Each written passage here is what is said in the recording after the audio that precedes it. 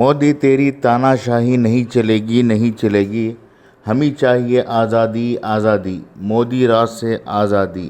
جی ہاں، یہ نعرے بلند ہوئے آج شہر میں جوائنٹ ایکشن کمیٹی کے زیر اہتمام منعقدہ احتجاجی جلسے میں۔ شہریت قانون کے خلاف شہر کی مختلف تنظیموں کی جانب سے آج بڑے پیمانے پر احتجاج منعقد کیا گیا تھا، جس میں کرناٹک ہائی کورٹ کے وکیل بالن نے مہمان مقرر کے طور پر شرکت کرتے ہوئے کہا کہ سی اے اے، این آر سی اور این پی آر ملک مخالف قوانین ہیں۔ ریاست کے ہر ضلع میں ڈیٹینشن سینٹر بنائے گئے ہیں، فی الوقت ان کی تعداد 35 ہے۔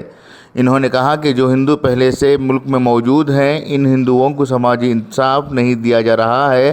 اگر ان ہندوؤں کو سماجی انصاف دیے بغیر دوسری ممالک سے ہندوؤں کو بلا کر شہریت دی جائے گی تو انہیں کس طرح سے سماجی انصاف دیا جائے گا؟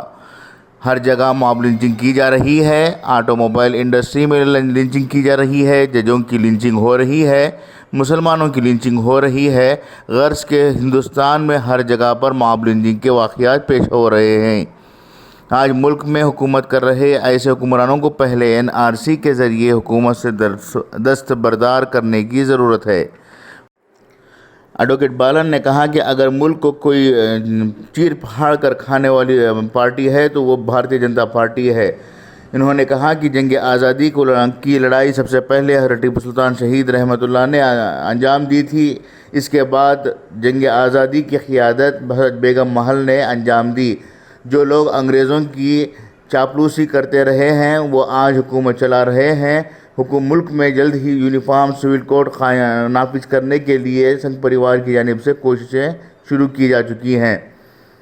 انہوں نے عوام سے اپیل کی ہے کہ ملک میں جو نفرت کی دیوار کھڑی کی جا رہی ہے، اس دیوار کو ختم کرنے کے لیے وہ متحد ہو کر آواز اٹھائیں۔ جامع مسجد کے خطیب و امام مفتی عاقل رضا مصباحی نے بات کرتے ہوئے کہا کہ ایکتا اس ملک کی شان اور طاقت ہے اور ہمیں فخر ہے کہ ہم ہندوستانی ہیں۔ جب بھی ملک کی تحفظ کا معاملہ آئے گا، ہندو، مسلم، سکھ، عیسائی تمام متحد ہو کر کھڑے ہو جائیں گے۔ آج اس قانون کے ذریعے تفریق پیدا کرنے کی کوشش کی جا رہی ہے۔ یہ ملک کو کمزور کرنے کی کوشش نہیں تو اور کیا ہے؟ یہ کسی ایک ذات، مذہب یا دھرم کا معاملہ نہیں ہے، یہ ملک کے آئین کا معاملہ ہے اور اس کا تحفظ تمام کی ذمہ داری ہے۔ جمعیت العلماء ہند کرناٹک کے نائب صدر مولانا مسعود احمد ہاشمی نے اپنے خطاب میں کہا کہ جمہوریت کے تحفظ ہم تمام کی ذمہ داری ہے۔ جمہوریت کے تحفظ سے ہی امن و سلامتی قائم کی جا سکتی ہے۔ شہریت قانون کے خلاف ملک کے تقریباً 25 یونیورسٹیوں کے طلباء نے مظاہرہ کیا، میں ان کو سلام کرتا ہوں۔ احتجاجی مظاہروں میں شہید ہونے والے نوجوانوں کا خون ضائع نہیں ہوگا۔ اس موقع پر مولانا شاہ الحمید مسلیار نے کہا کہ شہریت کے لیے ہمیں کسی کے پاس ہاتھ پھیلانے کی ضرورت نہیں ہے اور نہ ہی شہریت ثابت کرنے کی ضرورت ہے۔ ہم مسلمان اس ملک کے شہری ہیں اور ہمارے آباء و اجداد اسی سرزمین سے تعلق رکھتے ہیں، یہی ثبوت ہمارے لیے کافی ہے۔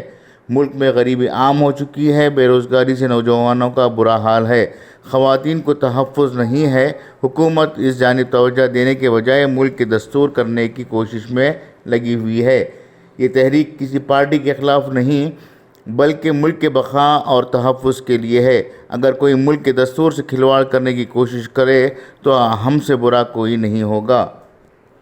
اس موقع پر وکیل شری پال، ڈی ایس ایس کے این گرومورتی اور ہالیشپا نے بھی خطاب کرتے ہوئے کہا کہ یہ ملک ہمارا ہے اور اس ملک میں تمام شہری برابر کے ہیں۔ اس ملک کے مسلمانوں کو باہر جانے کی ضرورت نہیں ہے اور نہ ہی ہم لوگ انہیں باہر جانے کے لیے موقع دیں گے۔ حکومت مذہبی بنیاد پر صف بند کرنے میں ہرگز کامیاب نہیں ہوگی۔ مودی حکومت اپنی ناکامیوں کو چھپانے کے لیے سی اے اے اور این آر سی کا معاملہ لے کر آ رہی ہے۔ ملک کی سالمیت کے لیے یہ قانون خطرہ ہے۔ یہ قانون ملک کے آئین کے خلاف ہے۔ ملک بھر میں ان قوانین کے خلاف مظاہرے ہو رہے ہیں لیکن مرکزی حکومت اسے ہر حال میں نافذ کرنے پر آمادہ ہے۔ اجلاس بہت پرامن اور کامیاب رہا۔ اسٹیج پر اجلاس کے ذمہ دار عبدالستار بیگ نظامی، مفتی صفی اللہ، مفتی مجیب اللہ، مولانا ذیشان رضا، مولانا اطہر، مفتی ہاشم مصباحی وغیرہ موجود تھے۔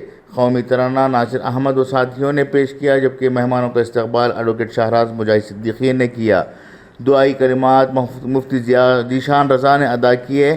آخر میں سید اقبال پاشا قادری نے تمام کا شکریہ ادا کیا۔ مولانا فضل الرحمان نے نظامت کے فرائض انجام دیے۔ آخر میں احتجاجیوں نے ڈپٹی کمشنر کو کے ذریعے سے ریاستی حکومت و مرکزی حکومت کو NRC کے خلاف میمورنڈم پیش کیا۔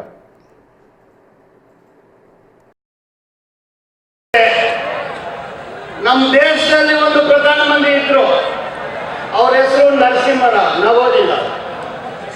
ತದನಂತರ ಮನಮೋಹನ್ ಸಿಂಗ್ ಬಂದರು, ಅವ್ರು ಮಾತಾಡೋದು. ಈಗಿರೋ ಪ್ರಧಾನಮಂತ್ರಿ ನಿಜ ಹೇಳೋದಿಲ್ಲ.